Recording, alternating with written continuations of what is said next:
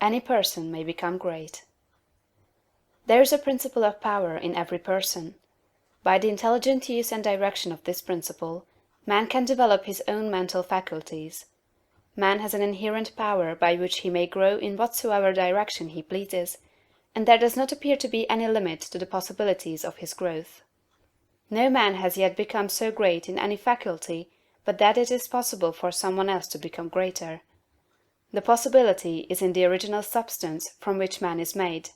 Genius is omniscience flowing into man. Genius is more than talent.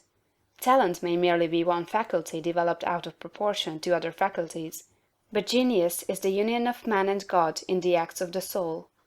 Great men are always greater than their deeds. They are in connection with a reserve of the power that is without limit. We do not know where the boundary of the mental powers of man is. We do not even know that there is a boundary. The power of conscious growth is not given to the lower animals. It is man's alone, and may be developed and increased by him. The lower animals can, to a great extent, be trained and developed by man. But man can train and develop himself. He alone has this power, and he has it to an apparently unlimited extent. The purpose of life for man is growth, just as the purpose of life for trees and plants is growth. Trees and plants grow automatically and along fixed lines. Man can grow as he will. Trees and plants can only develop certain possibilities and characteristics. Man can develop any power, which is or has been shown by any person, anywhere. Nothing that is possible in spirit is impossible in flesh and blood. Nothing that man can think is impossible in action. Nothing that man can imagine is impossible of realization. Man is formed for growth, and he is under the necessity of growing. It is essential to his happiness that he should continuously advance. Life without progress becomes unendurable, and the person who ceases from growth must either become imbecile or insane. The greater and more harmonious and well-rounded his growth, the happier man will be. There is no possibility in any man that is not in every man, but if they proceed naturally, not two men will grow into the same thing or be alike. Every man comes into the world with a predisposition to grow along certain lines, and growth is easier for him along those lines than in any other way. This is a wise provision, for it gives endless variety. It is as if a gardener should throw all his bulbs into one basket. To the superficial observer they would look alike, but growth reveals the tremendous difference. So of men and women, they are like a basket of bulbs. One may be a rose, and add brightness and color to some dark corner of the world. One may be a lily, and teach a lesson of love and purity to every eye that sees. One may be a climbing vine, and hide the rugged outlines of some dark rock.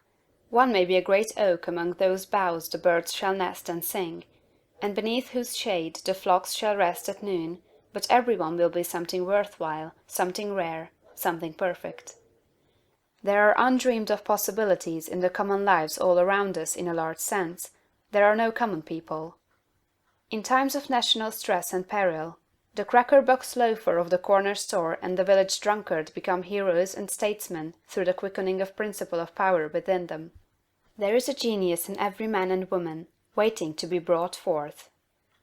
Every village has its great man or woman, someone to whom all go for advice in time of trouble, someone who is instinctively recognized as being great in wisdom and insight. To such a one, the minds of the whole community turn in times of local crisis. He is tacitly recognized as being great. He does small things in a great way. He could do great things as well, if he did but undertake them. So can any man. So can you.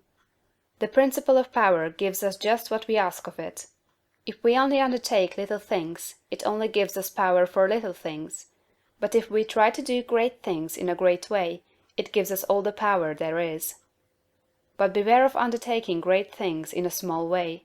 Of that we shall speak farther on. There are two mental attitudes a man may take. One makes him like a football. It has resilience and reacts strongly when force is applied to it, but it originates nothing. It never acts of itself. There is no power within it.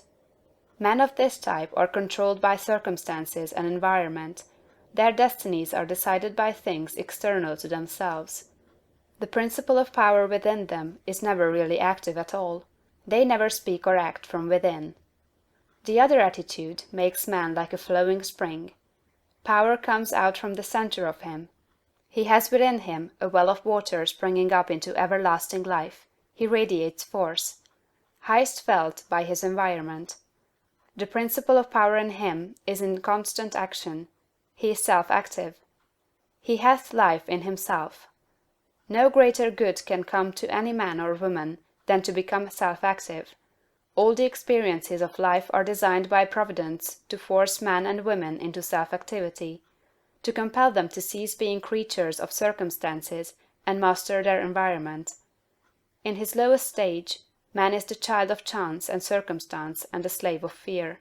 His acts are all reactions resulting from the impingement upon him of forces in his environment. He acts only as he is acted upon, he originates nothing. But the lowest savage has within him a principle of power sufficient to master all that he fears. And if he learns this and becomes self-active, he becomes as one of the gods. The awakening of the principle of power in man is the real conversion, the passing from death to life. It is when the dead hear the voice of the Son of Man and come forth and live. It is the resurrection and the life. When it is awakened, man becomes a son of the highest, and all power is given to him in heaven and on earth. Nothing was ever in any man that is not in you. No man ever made more spiritual or mental power than you can attain, or did greater things than you can accomplish. You can become what you want to be.